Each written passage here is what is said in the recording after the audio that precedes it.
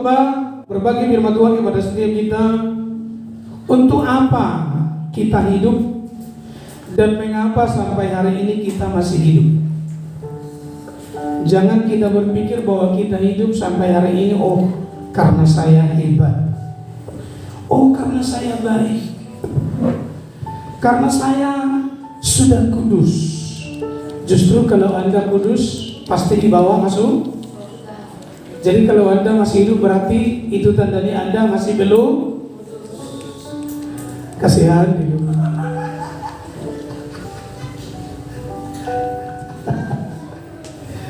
Tetapi bukan hanya sampai di situ Bapak Ibu Saudara. Nanti saya akan bagikan untuk apa kita hidup dan mengapa kita masih hidup. Tadi pagi saya buat semalam ya.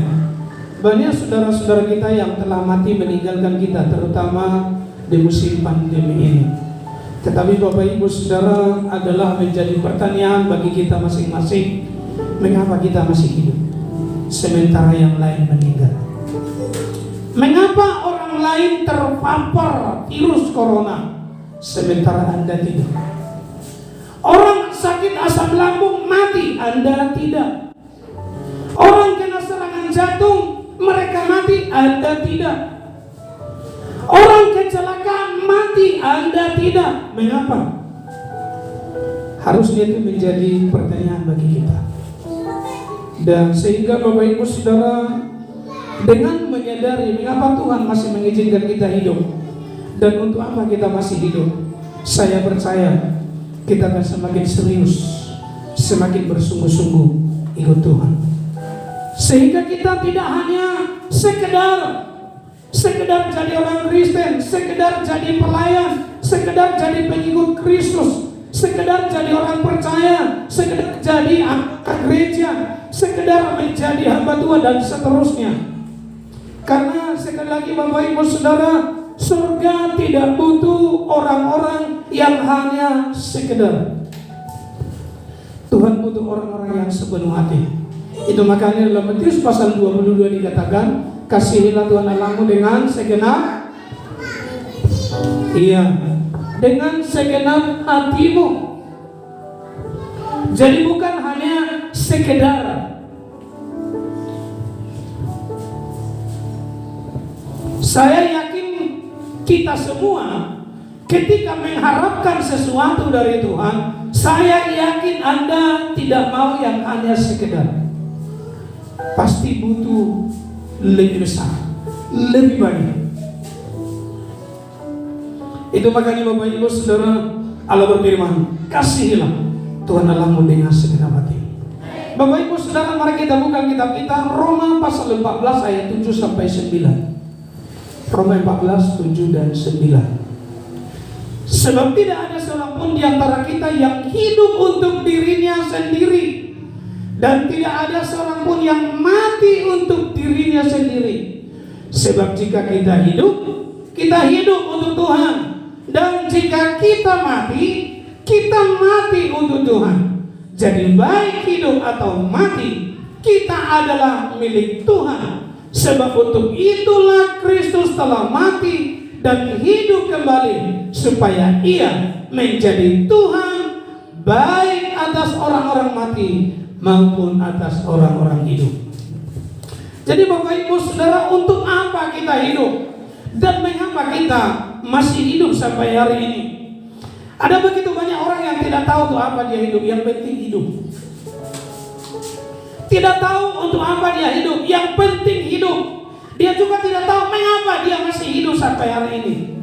Itu sebabnya Bapak Ibu Saudara, karena mereka tidak tahu untuk apa mereka hidup dan mengapa mereka masih hidup, mereka akhirnya hidup sesuka hatinya. Jadi jangan berpikir aku hidup karena aku kuat, aku hidup karena aku sehat, aku hidup karena aku hebat, aku mampu, aku boleh, aku pintar, aku olahraga, aku jalan kaki, aku makan makanan sehat, aku makan vitamin, istirahat yang cukup dan seterusnya. Bukan. Karena aku perawatan, check up setiap 1 kali 1 bulan, karena aku makan ini dan itu segala macam. Bukan. Sekali lagi, walaupun itu perlu, Tapi yang membuat Anda hidup hari ini adalah anugerah Tuhan. Ketika seseorang tidak tahu itu apa dia hidup dan mengapa dia masih hidup, maka dia juga akan salah memaknai dan mengisi hidup. Dia akan hidup sesuka hatinya, hidup sesuai keinginannya, hidup semaunya dan sebebas-bebasnya. Makanya banyak orang tidak mau diingatkan, tidak peduli dengan gereja, tidak peduli dengan Tuhan. Kenapa Bapak Ibu Saudara? Karena mereka merasa saya hidup karena saya. Coba saya tidak makan 1 bulan, pasti mati. Kalau Tuhan tidak izinkan, pasti gak mati, tapi menderita iya. Itu maka Yesus berkata, Bapak Ibu Saudara, bukan saja dari roti manusia boleh hidup, tapi dari setiap firman yang keluar dari mulut Allah.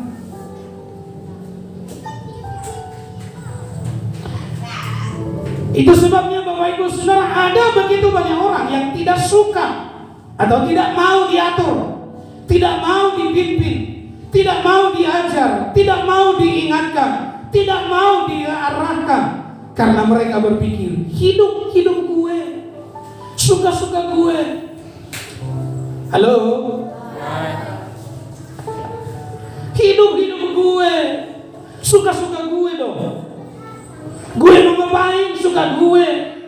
Mau ke gereja, suka gue. Mau doa, suka gue. Sama Tuhan. Bukan urusan lu. Makanan gue, uang gue, rumah gue. Akhirnya Bapak Ibu Saudara sekalian, kenapa? Karena merasa bahwa dia hebat. Dan banyak orang yang seperti itu merasa dirinya hebat, sehingga merasa seolah-olah tidak butuh Tuhan. Aku tidak perlu Tuhan, aku tidak butuh Tuhan, aku tidak memerlukan kuasa Tuhan, aku tidak butuh pertolongan Tuhan. Tapi ketika tiba-tiba terjadi sesuatu di luar daripada kendalinya, ada seorang pemuda Bapak Ibu Saudara di salah satu gereja, dia punya talenta dan tari suara. Lalu istri gembala di gereja itu berkata begini, anak muda, kau kan punya talenta main musik, melayanilah, ambil pelayanan musik. Si anak muda ini berkata, Bu Pendeta, mohon maaf, saya masih sibuk kuliah. Lalu akhirnya Bapak Ibu Saudara, setelah dia tamat kuliah, Bapak Gembala berkata, kau kan sudah tamat kuliah, ambil bagianlah. Saya lihat kau pintar menyanyi, pintar main musik, ambil bagianlah dalam pelayanan. Si anak muda ini berkata, Pak Pendeta, mohon maaf, saya lagi sibuk bekerja. Saya sedang mengejar karir saya, jadi saya harus bekerja di sini maksimal supaya saya naik jabatan. Lalu Bapak Ibu Saudara-saudara Tuhan, setelah dia bekerja, jabatannya sudah tinggi. Lalu Bapak Ibu Saudara, hartanya sudah banyak segala macam dan seterusnya. Pak Pendeta berkata lagi, sekarang kau kan sudah mapan, hidupmu sudah enak, jabatanmu sudah bagus, ekonomi keuangan mantap. Ayolah ambil bagian dalam pelayanan. Aduh Pak Pendeta, saya terlalu sibuk di kantor. Kadang-kadang sampai di rumah pun saya harus kerja sampai jam 10 malam, karena saya sebagai direktur perusahaan. Lalu akhirnya Bapak Ibu Saudara, tiba-tiba dia kena satu penyakit yang tidak bisa diobati di mana-mana, penyakit kanker stadium akhir. Lalu dia berkata kepada Pak Pendeta, katanya kepada istrinya, tolong telepon pendeta kita supaya datang berdoa. Lalu Bapak Ibu Saudara, Bapak Pendeta ini datang ke rumah itu membawa setangkai bunga yang sudah layu. Lalu dia datang kepada bapak anak muda yang sudah menjadi bapak-bapak tersebut dan berkata, ada apa anakku, kenapa kamu menelepon, ada butuh apa? Si bapak-bapak ini berkata, Pak Pendeta, tolong doakan saya. Kalau saya sembuh, saya berjanji saya akan melayani Tuhan. Saya akan sungguh-sungguh ikut Tuhan. Saya akan mengabdikan hidup saya seumur hidup saya untuk Tuhan. Lalu Pak Pendeta berkata begini, kau ingat bunga ini? Tuhan tidak butuh bunga yang layu. Tuhan butuh bunga yang segar. Tapi setelah Anda sakit-sakitan baru Anda berkata, Pak Pendeta, kalau saya sembuh, kalau nggak sembuh,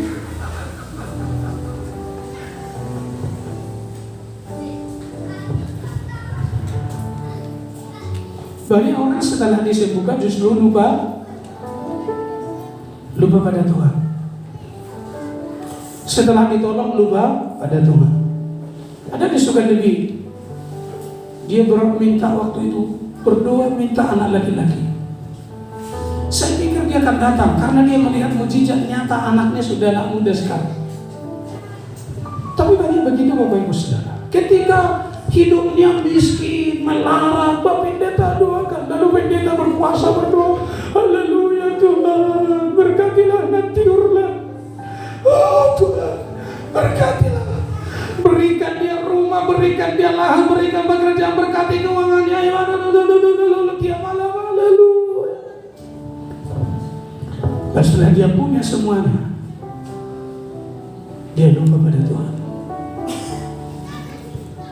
Itu makanya Bapak Ibu Saudara, jangan tunggu sampai Anda jatuh tergeletak baru ingat Tuhan. Sebelum Anda tergeletak, harusnya Anda harus berkata, Tuhan, aku perlu Engkau. Jangan sudah sekarang baru cari Tuhan.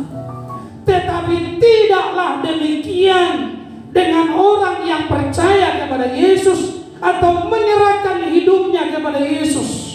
Anda dan saya tidak punya hak atas diri kita. Kita tidak punya kehendak bebas untuk diri kita, kecuali pilih surga dan neraka. Ketika Anda berkata, aku percaya pada Yesus, aku mengikut Yesus, aku menyerahkan hidupku pada Yesus, itu artinya hak atas diri Anda, hak atas hidupmu, hak atas keinginanmu, hak atas kehendakmu, engkau telah berikan kepada Tuhan. Itu makanya Bapak Ibu Saudara Paulus berkata, kita hidup untuk Tuhan, mati juga untuk Tuhan. Kalau dalam bahasa aslinya Bapak Ibu Saudara, kita tidak berhak atas diri kita, tetapi Tuhan. Kenapa? Karena Ibrani berkata, kita telah ditebus dan telah dibayar lunas. Berarti Anda telah dibeli, saya telah dibeli. Barang yang saya beli, suka-suka saya dong. Mau saya buat di bawah, di atas, lempar, kasih orang, suka saya. Kan saya sudah beli. Ini tidak berhak mau ngapain. Saya yang berhak atas ini. Demikian kita dengan Tuhan. Tapi seringkali kita mau atur-atur Tuhan. Padahal kita tidak punya hak bahkan atas diri kita. Kita tidak punya hak bahkan atas nyawa kita. Kita tidak punya hak bahkan atas hidup kita. Kita tidak punya hak menentukan hidup kita, nasib kita, umur kita, kapan kita mati, kapan kita sakit, kapan kita lahir, apakah kita orang miskin atau jadi kaya. Kita tidak punya hak menentukannya bahkan untuk diri kita. Tapi seringkali Bapak Ibu Saudara banyak orang jatuh. Itu sebabnya Bapak Ibu Saudara Tuhan, maka jalan terbaiknya adalah tinggal dalam Tuhan setiap hari. Selalu mengutamakan Tuhan setiap hari. Itu khotbah saya 2 minggu yang lalu. Ketika Anda belajar mendahulukan Tuhan, selalu ada berkat extraordinary dari Tuhan. Selalu ada sesuatu yang luar biasa, di luar daripada yang biasa Tuhan berikan ketika kita belajar selalu mendahulukan Allah. Maka disebut begini Bapak Ibu Saudara, kita tidak hidup untuk diri kita. Kita tidak punya hak atas diri kita. Kita bukan pemilik diri kita. Kita bukan tuan atas diri kita. Bahkan untuk menentukan nasib kita pun kita tidak punya hak.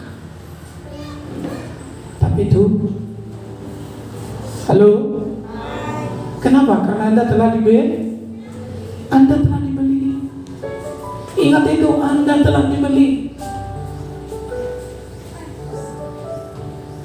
Itu makanya Rasul Paulus berkata, kita adalah orang-orang yang berhutang.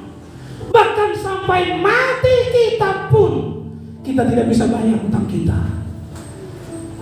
Kabar baiknya adalah ketika kita belajar mendahulukan Allah, hutang kita bisa dibayar lunas. Siapa yang bayar? Tuhan Yesus. Jadi Bapak Ibu Saudara, sudah saatnya kita serius, apalagi dalam situasi sekarang ini. Kenapa kita tidak hidup untuk diri kita, tidak punya hak atas diri kita? Kita bukan pemilik hidup kita. Kita tidak menjadi Tuhan atas diri kita. Bahkan menentukan nasib kita pun kita tidak punya kuasa dan tidak punya hak. Kenapa?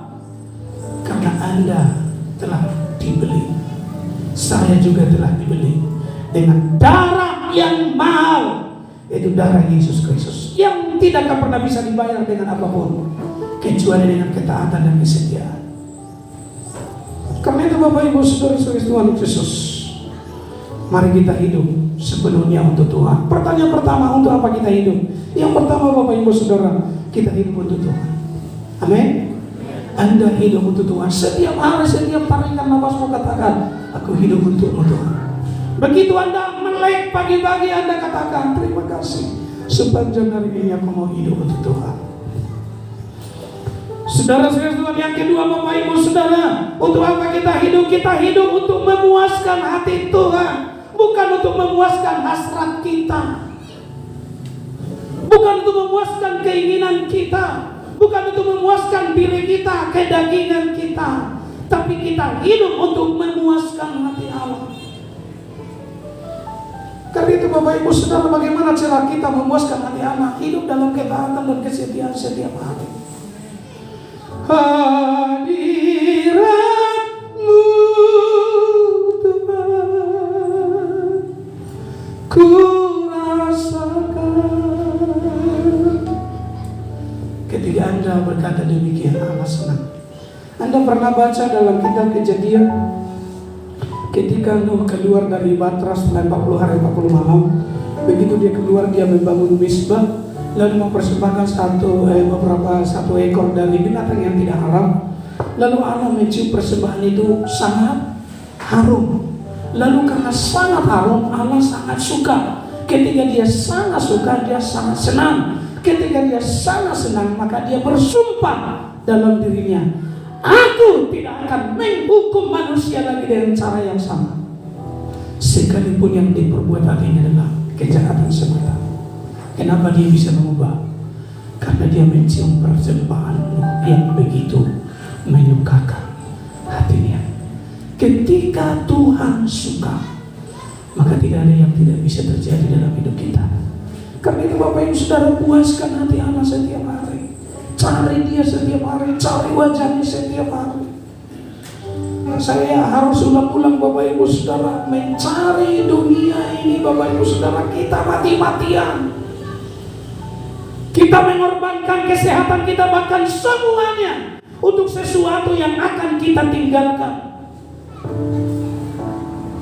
Memberikan waktu kita, segenap tenaga kita, pokoknya semua. Tetapi itu Tuhan tidak. Karena memang Tuhan tidak minta itu. Dia hanya minta segenap hati, jiwa, roh kita. Tapi Bapak Ibu Saudara-saudara sekali, ini harus saya ulang-ulang. Mencari yang akan kita tinggalkan, kita mati-matian, tapi tidak mencari apa yang akan kita bawa pada kekekalan. Saya setuju kita bekerja habis-habisan, iya. Saya setuju bekerja keras, iya. Karena Tuhan juga tidak suka pada orang malas. Tapi jangan lupa Bapak Ibu Saudara, yang utama, sekaya-kayanya kita, sebanyak-banyaknya harta aset yang kita miliki, ketika waktunya sudah tiba, semua yang kau miliki tidak bisa berbuat apa-apa untuk menolong hidupmu. Maka Yesus berkata dalam kitab Matius, untuk apa seseorang memperoleh seluruh dunia, tapi dia kehilangan nyawanya? Apakah yang akan dia berikan untuk menembus nyawanya? Harta tidak bisa. Itu makanya Bapak Ibu Saudara, selagi masih ada kesempatan, Tuhan masih memberi kita waktu, kesempatan. Mari kita hidup untuk Tuhan. Mari kita puaskan hati Tuhan. Karena Karena memuaskan hati Tuhan bukan hanya ketika kita ada di gereja, bukan hanya ketika kita melayani di mimbar, bukan hanya ketika kita sedang melayani di KKA atau datang di KKA, bukan. Saya sudah katakan kepada Anda, Yesus berkata dalam kitab Matius, air satu tetes yang kau berikan kepada saudaraku yang paling hina ini, kau melakukannya untuk aku. Dan korban seperti itulah yang sangat bernilai di mata Tuhan. Makanya Bapak Ibu Saudara, berbuat baik itu tidak menunggu harus kaya. Berbuat baik itu tidak harus menunggu memiliki banyak aset, banyak uang. Berbuat baik itu tidak menunggu harus orang berbuat baik, bukan. Itu makanya Bapak Ibu Saudara, berbuat baik tidak harus kaya. Karena kaya tidak jamin Anda jadi baik. Tapi yang membuat Anda baik adalah karena hati Anda memang baik. Miskin atau bukan, kekurangan atau bukan, orang baik, miskin atau kaya, kekurangan atau bukan, dia akan tetap jadi orang baik dimanapun dia berada. Karena dia hidup untuk Tuhan. Amin. Amin. Jadi saya selalu dengan anak-anak, ada beberapa orang di sini yang kasih persepuluhan, walaupun mungkin ada 20.000, 25.000, puji Tuhan. Saya yakin besarnya mereka makin setia. Karena mereka melakukannya bukan untuk gereja, bukan pendeta, tapi untuk Tuhan. Mengapa mereka melakukan apa? Mereka kelebihan uang? Bukan. Saya tahu mereka bukan kelebihan. Saya tahu mereka mencari uang itu habis-habisan. Kadang mereka harus kerja sampai jam 10 malam, tapi mereka memberi hati. Kenapa Bapak Ibu Saudara? Karena hati. Kenapa Bapak Ibu Saudara? Karena mereka berpikir ini untuk Tuhan, memuaskan hati Tuhan. Yang ketika untuk apa kita hidup? Kita hidup untuk menyenangkan hati Tuhan, bukan untuk menyenangkan manusia. Makanya Yohanes berkata, biarlah dia makin besar dan aku makin kecil. Halo? Amin. Amin. Kita hidup untuk menyenangkan hati Tuhan. Menyenangkanmu, senangkanmu, hanya itu kerinduanku.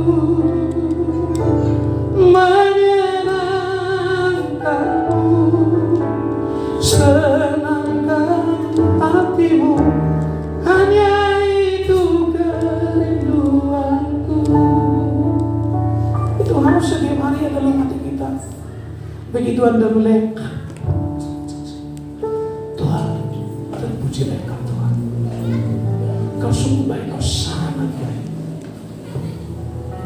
Yang keempat, mengapa kita hidup? Kita hidup untuk memuliakan Allah. 1 Korintus 6 ayat 20 berkata, karena kamu telah ditebus dan telah dibayar lunas, karena itu muliakanlah Allah dengan tubuhmu. Jadi kita hidup untuk memuliakan Allah, bukan untuk kemuliaan kita, bukan untuk kehormatan kita, tetapi untuk kemuliaan dan kehormatan Allah. Maka setiap tarikan nafas kita setiap hari harus mempermuliakan Allah. Apa yang kamu lakukan? Firman Tuhan berkata dalam kitab Kolose pasal 3, 23, 24. Di situ dikatakan, apapun yang kamu lakukan melalui perkataan dan perbuatan, lakukanlah seperti untuk Tuhan. Maka Tuhan akan dipermuliakan. Ketika Allah sudah dipermuliakan, Dia pasti mencurahkan berkat. Dalam kitab Mazmur dikatakan, ketika Allah ditinggikan, Dia akan menarik semua orang datang kepada. Ketika Allah dimuliakan di rumahmu, Dia akan memerintahkan berkat-berkat datang di rumahmu. Itu sebabnya Bapak Ibu Saudara, bagi orang yang sungguh-sungguh mengasihi Tuhan, memuliakan Tuhan, hidup untuk Tuhan, dia tidak perlu takut akan masa depan. Dia tidak perlu takut akan apapun. Itu sebabnya Bapak Ibu Saudara, jangan hidup untuk dunia. Jangan hidup untuk dirimu, jangan hidup untuk keegomu, jangan hidup untuk tujuan-tujuanmu, jangan hidup untuk hasratmu, kedaginganmu, tapi hiduplah untuk Allah. Puaskanlah hati Allah, muliakanlah Allah, karena untuk itulah engkau hidup dengan semua yang ada pada kita. Kenapa Bapak Ibu Saudara? Karena waktunya akan datang. Ingat, semewah-mewah apapun yang ada di muka bumi ini tidak pernah bisa melampaui kemewahan yang ada di surga, dan tidak bisa dibandingkan.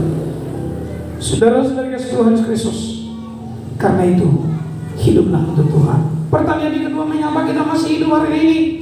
2 Petrus 3:9 dan 15. Mengapa kita masih hidup sampai hari ini? Itu karena Tuhan masih mengasihi kita. Yang kedua itu karena Tuhan masih peduli pada kita. Yang ketiga itu artinya karena Allah masih memberi waktu dan kesempatan bagi kita untuk memperbaiki diri, memperbaiki sikap, memperbaiki karakter, memperbaiki perilaku kita.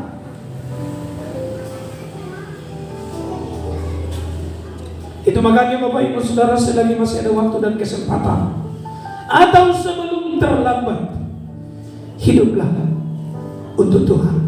Muliakanlah Tuhan, agungkanlah Tuhan, puaskanlah hati Tuhan. Karena ketika waktunya telah tiba, penyesalan tidak ada gunanya. Karena itu Bapak Ibu Saudara, selagi Allah memberi kita anugerah, kesempatan dan waktu, mari kita sungguh-sungguh mengasihi Tuhan, mencari Tuhan, hidup untuk Tuhan, muliakan Tuhan, puaskan hati Tuhan. Tuhan tidak lalai menepati janjinya, sekalipun ada orang yang menganggapnya sebagai kelalaian, tetapi Ia sabar terhadap kamu, sabar terhadap kita, karena Ia menghendaki supaya jangan ada yang binasa, melainkan semua orang berbalik dan bertobat. Ayat 15 mana?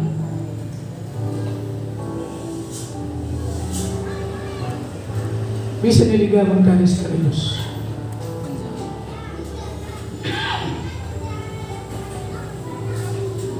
Anggaplah kesabaran Tuhan kita sebagai kesempatan bagimu untuk beroleh selamat, seperti juga Paulus saudara kita yang kekasih telah menulis kepada menurut hikmat yang berliakan kepadanya. Jadi Bapak Ibu Saudara, kesempatan untuk bertobat, kesempatan untuk memperbaiki diri, kesempatan memperbaiki karakter, kesempatan untuk membangun iman kita, roh kita.